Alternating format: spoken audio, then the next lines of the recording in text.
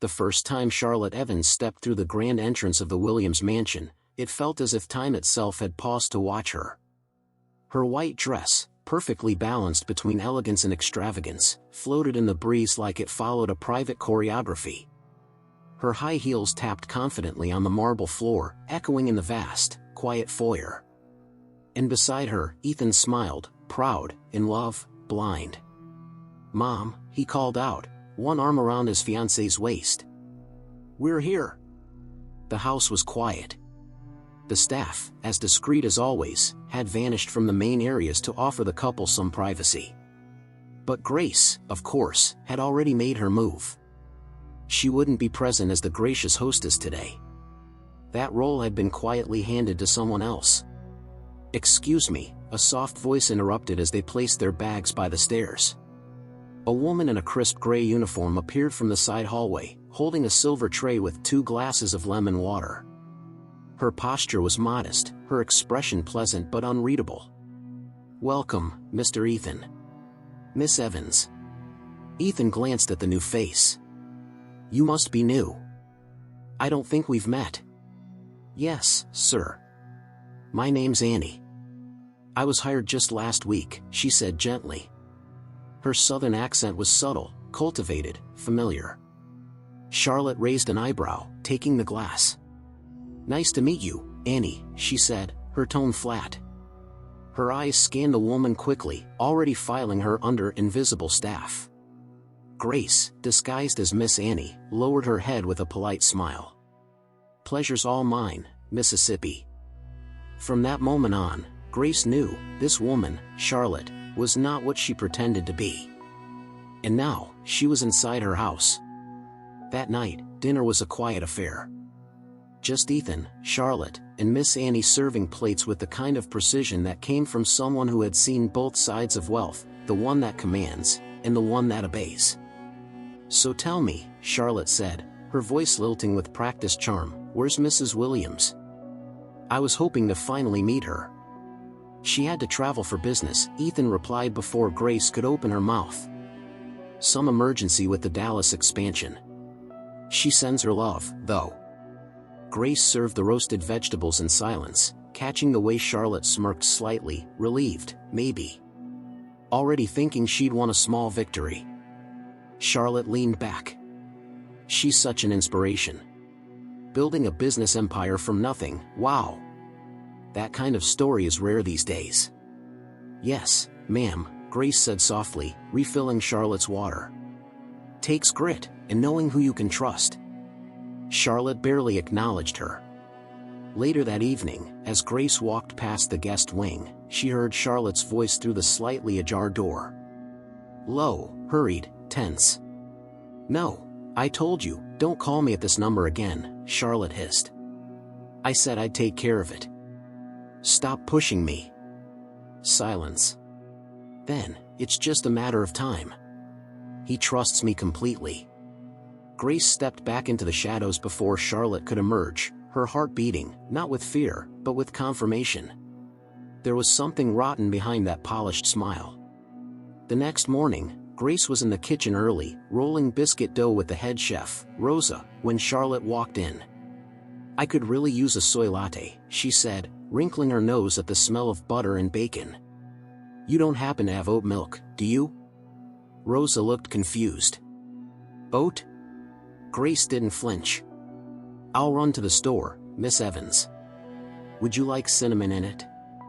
Charlotte blinked. "Well, yes. That'd be lovely." "Of course." Grace wiped her hands and removed her apron, grabbing her coat. "Anything for the lady of the house." Charlotte smiled smugly, unaware of the irony. When Grace returned 30 minutes later, with no latte, just a black coffee in a paper cup, Charlotte looked stunned. "I said oat milk." Grace tilted her head, feigning innocence. "They were all out, I'm afraid. Nashville's getting fancy." Charlotte huffed, taking a sip and grimacing. "This tastes like burnt socks." Grace smiled sweetly. "I suppose some things just aren't meant for certain palates." Charlotte didn't respond, but her eyes narrowed for a fraction of a second. And Grace knew, the game had begun. Charlotte had only been living in the mansion for 5 days, but it felt, to Grace, like 5 months of theater. She moved through the halls like a queen without a crown, smiling the guests, giving notes to the interior decorator without being asked, treating the staff with a rehearsed civility that peeled away the moment backs were turned. Grace had seen that type before. Polished, pretty, and poisonous. But it wasn't just attitude. It was the contradictions. The tiny cracks in the mask. Like the morning Grace caught her in the wine cellar. It was supposed to be locked, and yet, there Charlotte was, crouched in front of one of the older racks, whispering into her phone. "I told you it's happening. Yes, I've already hinted. He'll do the right thing when the time comes." Her voice was sharp. Confident. Calculated. Grace stayed behind the wall, silent, holding a tray of silverware that didn't clink. "You don't understand," Charlotte snapped into the phone. "This baby is the ticket. If I play this right, I'll never have to look back." A pause. Then softer, "No, he doesn't know. Not yet." Grace closed her eyes slowly. So it was true. Charlotte was pregnant, and Ethan wasn't the father. Later that afternoon, Grace stood quietly behind the living room curtains while Ethan played piano, something slow, something sad, his eyes half closed as if searching for something unreachable. Charlotte sat nearby on a velvet settee, pretending to listen, tapping absent-mindedly on her phone. "You don't play as often as you used to," she said, not looking up. Ethan shrugged. "I guess I don't feel as creative lately." "Maybe it's all this mansion energy," she said, making a face. "So stiff. You should take me back to New York." Everything there felt alive. Grace raised an eyebrow behind the curtain. That was a calculated jab. And it landed. Ethan stopped playing, his hands still on the keys. "We just got here, Char. I thought you said you liked Nashville." "I said I liked your loft in Nashville," she replied with a fake smile. "This place feels like a museum." Grace stepped forward then, holding a tray of fresh fruit and tea. "Excuse me, Mr. Ethan," she said, with her quiet Miss Annie voice. "I brought the ginger tea you asked for." He looked up, grateful. "Thank you, Annie." Charlotte wrinkled her nose. "You're still drinking that? You know ginger can affect your, whatever, never mind." Grace didn't blink. "It's good for the stomach. Settles things that don't sit quite right." Charlotte didn't respond. But the way she avoided Grace's eyes said everything. Grace needed help. She couldn't confront Charlotte alone, not yet.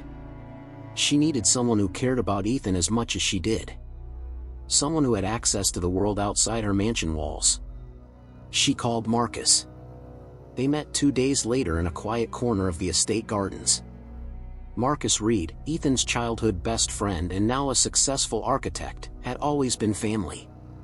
Grace trusted him, with her business, her home, and most of all, her son. "She's pregnant," Grace said without ceremony. Marcus froze. "Wait. Charlotte?" Grace nodded once. "I overheard her. But it's not Ethan's."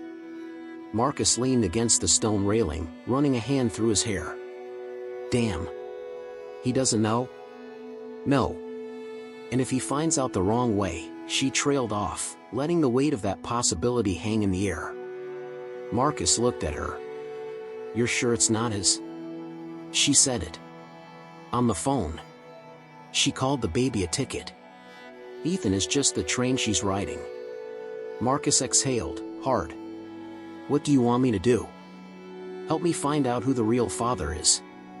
And what else she's hiding." He hesitated. "If Ethan finds out I'm involved." "He won't," she said firmly. "But if you love him like I know you do, you won't let him marry that girl without knowing the truth." Marcus nodded, his jaw tight. "All right. I'll start digging." Over the next week, Charlotte became increasingly restless. She complained about the mattress, the light in the hallway, the smell of the laundry soap. She treated the house like it owed her something, and the staff like they were a nuisance to be tolerated. One morning, Rosa came into the kitchen red-faced. "She said I overcooked her eggs," Rosa whispered, frustrated. Then threw the plate in the sink and said, "Do it again, properly this time. Like I'm her maid." "You are," Grace said calmly. "But she doesn't deserve you." That same afternoon, Grace found Charlotte in the upstairs study, a room reserved for private meetings, normally locked. "What are you doing in here?" she asked, feigning naivete. Charlotte didn't even pretend to be startled. "I needed a quiet place to take a call. This house is so noisy." Grace's eyes flicked to the open drawer beside Charlotte, a folder with Grace's name on it, peeking out. "Of course," Grace said smoothly, stepping back. "Anything for the lady of the house." That night, Grace called Marcus again. She was in my private study. With files. Marcus cursed under his breath. "She's building something. Maybe a story. Maybe leverage. She's bold. Too bold. She's desperate," Marcus said. "I found something." Grace's heart skipped. She was seeing a man in New York. Darius Morgan. Real estate investor. Heavy debts. Also has a sealed arrest record from 5 years ago. Domestic abuse. Grace felt a chill down her spine. And? They were together up until 3 months ago. Then she disappeared. No one's seen her since, until she showed up on Ethan's arm. Grace closed her eyes. It was all coming together now. The baby wasn't just a mistake. It was a strategy. A lie wrapped in flesh and blood. And unless she acted soon, her son would walk right into it, smiling, proud, and blind. The invitation was handwritten, in Ethan's careful print. Family dinner, Friday, 7 p.m. Just us. No press, no noise. Let's breathe. Charlotte thought it was sweet. Grace knew better. She had written it herself.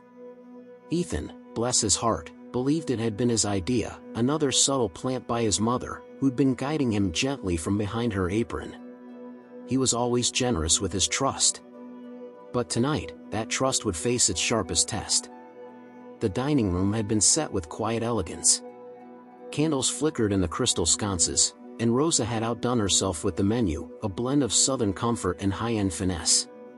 Ethan arrived first, freshly shaven and excited, carrying a small wrapped box. "It's not much," he said sheepishly to Miss Annie as she adjusted the table setting. "But I thought Charlotte would like it. It's a necklace. I noticed she's been wearing less jewelry lately, and I figured." "Sometimes," Grace said gently, not looking up, "people wear less when they're hiding more." He blinked. "What?" She smiled. "Nothing, sir. Just an old saying." He chuckled, brushing it off, and went to pour himself a drink. A few minutes later, Charlotte entered, dressed to impress. Black silk dress, designer heels, hair swept up just so. She looked like the picture of sophistication, until she opened her mouth. "I hope tonight's not another tribute to Southern cuisine. If I see one more plate of collard greens." "Charlotte," Ethan cut her off gently, "Rosa worked really hard on this." Grace stood in the corner, still in uniform, invisible as ever. Charlotte sighed, plastered on a smile. "You're right, I'm sorry. Just a long day. Hormones, maybe." Grace's eyes narrowed. That was the first time Charlotte had hinted, even vaguely, at the pregnancy in front of Ethan. She was testing the waters. Ethan, of course, didn't notice. He was too busy lighting candles. Dinner started smoothly. Rosa brought out deviled eggs with smoked trout, followed by rosemary lamb and sweet potato gratin. Ethan complimented every course. Charlotte pretended to eat, but mostly moved food around her plate. "I'm just not very hungry lately," she said, sipping only water. "My body's been adjusting." Ethan frowned. "Are you okay? Should we call Dr. Langston?" "Oh no, nothing like that," Charlotte said quickly, then paused, eyes flicking to Miss Annie at the far end of the room. Just changes. Grace caught the glance. And knew. She's getting ready to tell him. She wants to control the timing. But Grace had waited long enough. She stepped forward. "If you'll excuse me," she said calmly, her accent dropping just slightly. "There's something I need to share." Ethan looked up, confused. "Annie?" Charlotte stiffened. "What do you mean?" Grace untied her apron slowly, with the kind of quiet that made people hold their breath. She placed it gently on the back of a chair, then looked directly at Charlotte, for the first time, as equals. Or rather, predator and prey. "My name," she said clearly, "is Grace Williams. This is my house. My table. My family." Charlotte's fork clattered onto her plate. Ethan froze. "No." "What?" he laughed, unsure. "This is a joke, right?" Grace turned to him, her eyes softening. "I did what I had to do to protect you." Charlotte's face was pale. You were spying on me?" "I was watching over my son," Grace said coolly. The way any mother would, when her instincts scream that something is wrong. Ethan stood, his hands trembling. "Mom, what the hell is going on?" Grace didn't flinch. "She's pregnant," Grace said, turning back to Charlotte. "But it's not yours." The silence that followed was brutal. Ethan stared at Charlotte, searching her face. "Is that true?" Charlotte's lips parted. Her eyes darted toward the door, toward the window, anywhere but at him. "Ethan," she started. "Is it mine?" he demanded. She hesitated, too long. And that was all he needed. He stepped back like she had slapped him. "I trusted you," he said, his voice breaking. "I defended you. I let you into my life, into this house, and you stood there, every day, lying to me?" Charlotte stood, trying to recover. "It's complicated." "It's simple," Grace interrupted. "You thought a baby would buy you a name. You thought you could steal your way into this family with a belly full of someone else's future." Charlotte's voice snapped. "You think you're better than me?" "I know I am," Grace said, her tone calm but cutting. "Because I built this with integrity. You walked in wearing a mask and forgot to check if it would hold under pressure." Ethan turned away, covering his face with one hand. "Who's the father?" he asked, quietly. Charlotte didn't answer. "Who's the father?" he shouted. She flinched. "It doesn't matter." "It matters to me," he cried. "It matters because I loved you. I was going to marry you. I would have raised that child like my own." Grace stepped closer to him, gently. "You still can be the man you are," she whispered. "But not with someone who weaponizes love." Charlotte's voice cracked. "You don't know what it's like, growing up with nothing." Grace's eyes flashed. "Don't you dare." For the first time, Charlotte went quiet. Grace took a breath. "You think I don't know poverty? I crawled through mud for years before anyone opened a door for me. But I never climbed over another person to get there. And I never sold my soul for a shortcut." Charlotte stared at her. For the first time, she looked small. Not evil. Just empty. "I'll go," she whispered. "No," Ethan said. "I'll take you." Grace stepped back, letting her son take the lead. She had done what she came to do. She had trusted her instincts. And for the first time, Ethan saw her not just as a mother, but as a woman who had fought battles he never even knew existed. The house was quieter than usual. Even Rosa, normally humming gospel tunes while prepping breakfast, moved in silence that Saturday morning. The hallway lights felt dimmer. The walls seemed to echo more. Charlotte was gone. Ethan had driven her to a hotel near the airport just after midnight. He hadn't come back until dawn. Grace had waited in the kitchen, alone, a single light above the stove casting shadows over her hands. She didn't sleep. She couldn't. She had won, and it didn't feel like victory at all. Ethan emerged late in the morning, unshaven, still in yesterday's dress shirt. His eyes were hollow, his movements slow. He didn't say good morning. He didn't say anything. He just poured coffee into a cup with shaking hands and sat at the end of the kitchen island. Grace stood by the counter, folding a towel over and over again. She wanted to speak, but she knew her son. He needed space. Silence. Breathing room. Finally, he said, "Did you know the whole time?" She turned slowly. I knew something was off. The lies were too clean. Ethan nodded, staring into his cup. I would have believed her forever. That's why I had to see for myself. He looked up at her, eyes glassy. You wore a damn uniform. You scrubbed toilets. Grace gave a soft, tired smile. I've done worse. For less. He shook his head. You shouldn't have had to. I'm your mother, she said simply. I'd do it again tomorrow. They sat in silence. Then Ethan whispered, I think I was in love with the idea of her. Not the real her. That's how illusions work, Grace replied. They wrap themselves in what you want most. He rubbed his eyes. She's really pregnant? Grace hesitated. I believe so. And the baby's not yours. Jesus, he muttered, leaning forward, elbows on the counter. I almost married her. I almost became a father overnight. Grace watched him. You still can be a father one day. When it's right. When it's real. Ethan's voice cracked. How did you know? I listened to the quiet things. The way she treated people. The way she avoided truth. And when I heard her talk about the baby like it was currency. That was it. He didn't answer. He just nodded again, slower this time. Like he finally believed her. Marcus arrived later that day. Ethan didn't greet him with his usual hug, just a nod and a tired smile. I'm sorry, man, Marcus said softly. I should have said something sooner.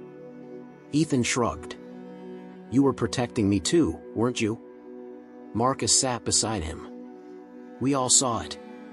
But you had to see it for yourself. Ethan looked between his mother and best friend.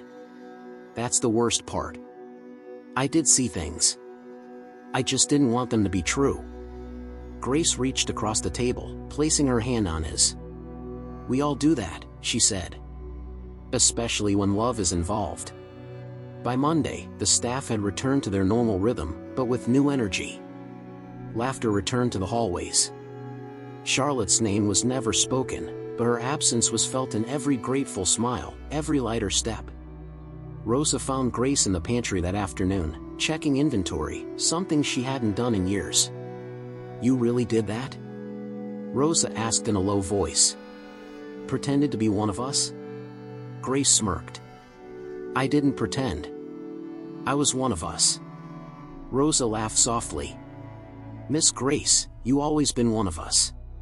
Just don't usually carry a mop. Grace exhaled. It reminded me where I came from. That was grounding. You did what a mother had to do. I also heard him. You saved him, Rosa corrected. Even if it don't feel like that right now. That night, Ethan sat on the back porch, watching the sky melt into pink and orange. Grace brought him a glass of bourbon and sat beside him. She told me once she hated the way I talked about you, he said suddenly. Said it was unnatural. Like I worshipped you. Grace tilted her head. You don't. He turned to her. I should have. No, she said, touching his arm gently. You should have loved her. You did. That's not shameful. But she lied. She did, Grace agreed.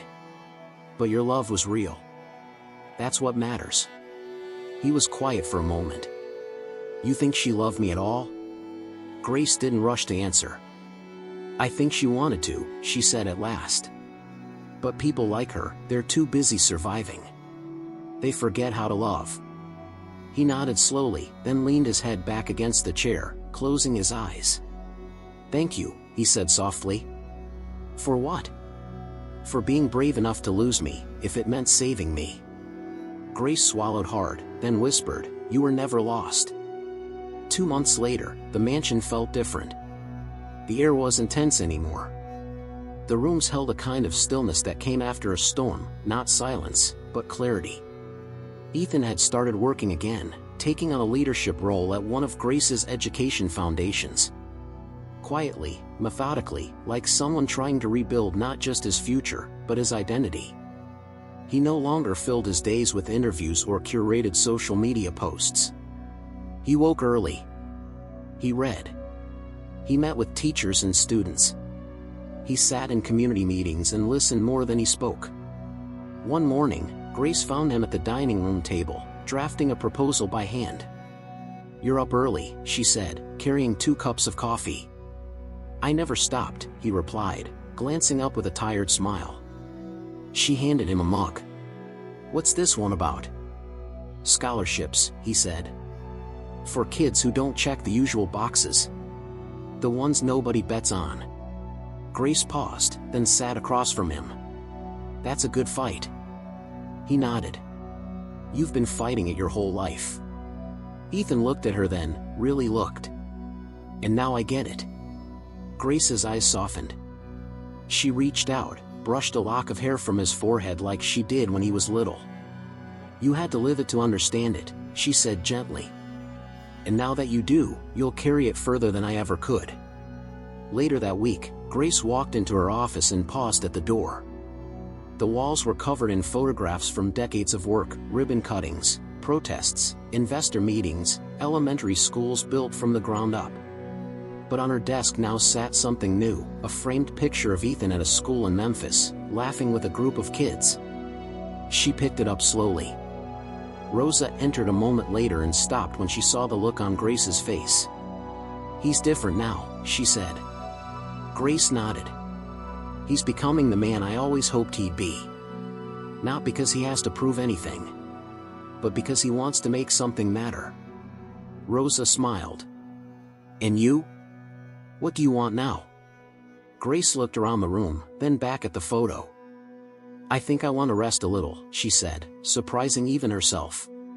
"Not retire. Just breathe. You've earned it." "No," Grace said. "I've just finally stopped running." One evening, Grace stood at the back of a university auditorium, watching from the shadows as Ethan gave a talk to graduating students. He spoke simply, honestly, not about success or legacy, but about mistakes.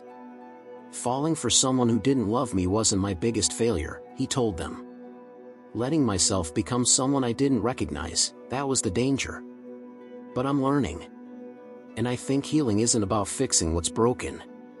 It's about making space for what's still growing." Grace smiled, unseen, as the room applauded. On a quiet Sunday, Ethan visited Grace in her garden. She was tending to her lavender beds, wearing a sun hat and old jeans, humming something from her childhood.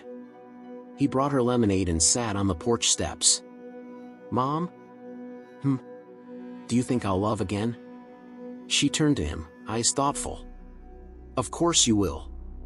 I'm afraid I won't trust myself next time." She pulled off her gloves, sat beside him. "You don't have to trust perfectly," she said.